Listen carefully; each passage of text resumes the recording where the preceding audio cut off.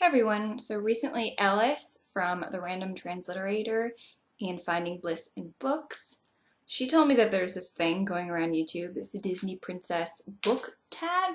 If you do know me, when you hear the words Disney Princess, like, part of your brain should be thinking, oh, Jillian, because I basically wish I were a Disney princess, and I know a lot about Disney princesses, and basically I really like Disney princesses. And I also really like books, so I figured I'll do the tag.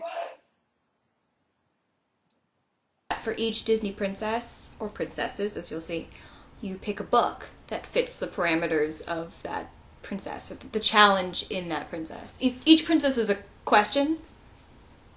It'll make sense. I'm going to limit it only to books that are physically in my stacks. I was going to say on my shelves, but I don't have shelves. I have big, towering, scary stacks. First question is for Anna and Elsa from Frozen. It's a book centers around siblings.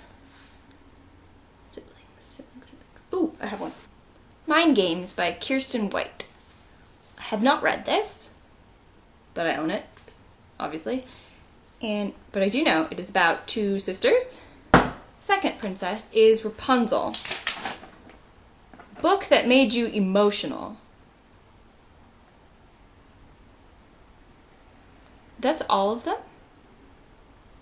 Literally, I could just be like, books. So, I guess, ooh, well, this counts. That made me emotional. What about this one? What about this one? Don't want to get me started on this one. Basically, I could have pulled any book off the shelf because when I read, I read with my feels. Merida, a book featuring a female warrior. That's all of them again! Graceling by Kristin Cashore, which certainly has some awesome female warrior-ness in there. This one totally counts too. Not to mention this one. It's only like the defining book of my life. Number 4, Tiana. Book featuring realistic struggles. If You Find Me by Emily Murdoch, which is really sad and gorgeous and definitely struggling. You don't want this girl's life. The Impossible Knife of Memory by Laurie Halse Anderson, which is, it's got PTSD and veteran struggles. Issues like being dropped on the floor. You can take it. 5, Belle, a book that is a classic. Well, I have a lot of classics. In fact, if you want to see my classics stack, that big towering stack, those are all my classics. And it is a bookshelf. It's not just like a freestanding stack. So I picked 2 at random. One is I Capture the Castle. A bookmark. I Capture the Castle by Dodie Smith, one of my favorite books in the world. And Howard's End by E.M. Forster, one of my favorite authors in the world. Do love this book, but I like A Room with a View a little bit better. There's more kissing. 6, Pocahontas, a book featuring nature. Nature.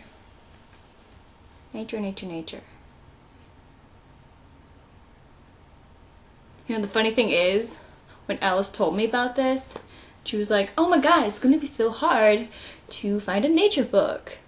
Alice doesn't sound like that. I don't know why I did that. Anyway, I made fun of her, being like, psh, no way, you could look at your shelves and totally find a nature book.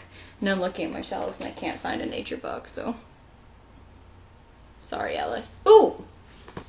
Wolf Speaker by Tamora Pierce. You can always rely on Tamora Pierce. Second book in the Immortals Quartet. It's about Dane, who can talk to animals, and lives with a wolf pack, and saves nature. It's very nature-y. Natureful. Naturific. Nature. Number 7 is Jasmine, books that feature a desire to be free. The Winner's Curse by Marie Rutkowski. First of all, it's so beautiful. We should all just focus on that. But don't be fooled by the gorgeous cover. One of the main characters is literally a slave. So he wants to be free. That would fit pretty well. Mulan's book is a book featuring war or battles. It's also a good deal of the books that I own. There's Lioness Rampant, which, you know, the end of this book is literally a big old battle against the villain. Deathly Hallows is also quite a bit of war and battling. It's like most of the end of it. This is basically like all big battle at the end stuff. Then Leviathan by Scott Westerfeld is literally set in a war. It's an alternate version of World War I. For Ariel's book, it's a book that features curiosity or learning. Matilda by Roald Dahl.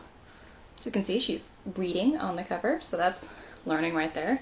She is so smart that she moves things with her eyeballs. Like she doesn't do it just through magic or awesomeness or whatever. She does it with the power of her intellect. Do you have any idea how many times as a child I tried to move things with my eyeballs? No. Guess I'm just not smart enough.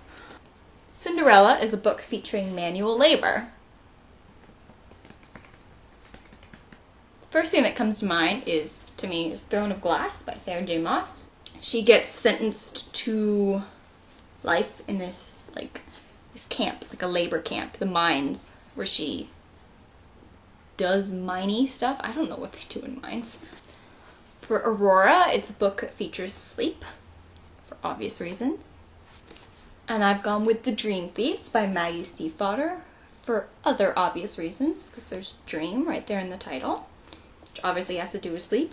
I'm not going to tell you exactly what it has to do with sleep, because it's a little bit spoilery for book one, but needless to say, there is sleeping involved.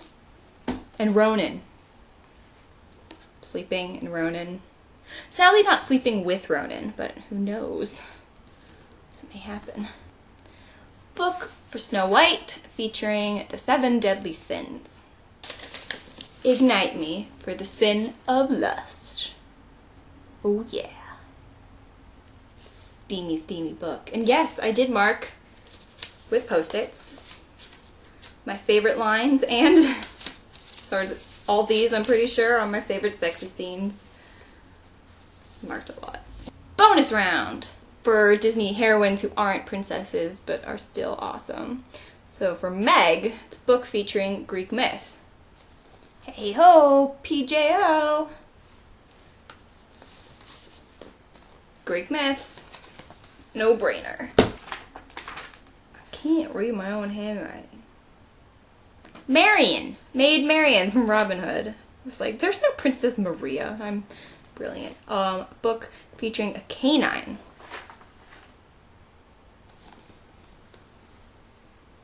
Cause like Jacob's a wolf? They're totally canines. She should have just kept Jacob as a pet and Edward as a boyfriend, and then all her problems would have been solved. Well, maybe like a... No, that was literally really her only problem, wasn't it? Okay, for Nala, we gotta pick a book that has a feline. And again, I'm gonna reach into the Tamora Pierce well of books, because I have a million of them. In the Hand of the Goddess by Tamora Pierce is the second book in Song of the Lioness Quartet. As you can see, there is a cat right there on the cover. So yeah, that was Disney Princess tag. And I should have been clever enough to bring those books out ahead of time, but what's the fun in that? So, this has been fun. I don't know who to tag for this, but I'm sure I'll figure it out. And if you want to continue on and do this and talk Disney princesses on the internet, please go ahead and do it. Bye!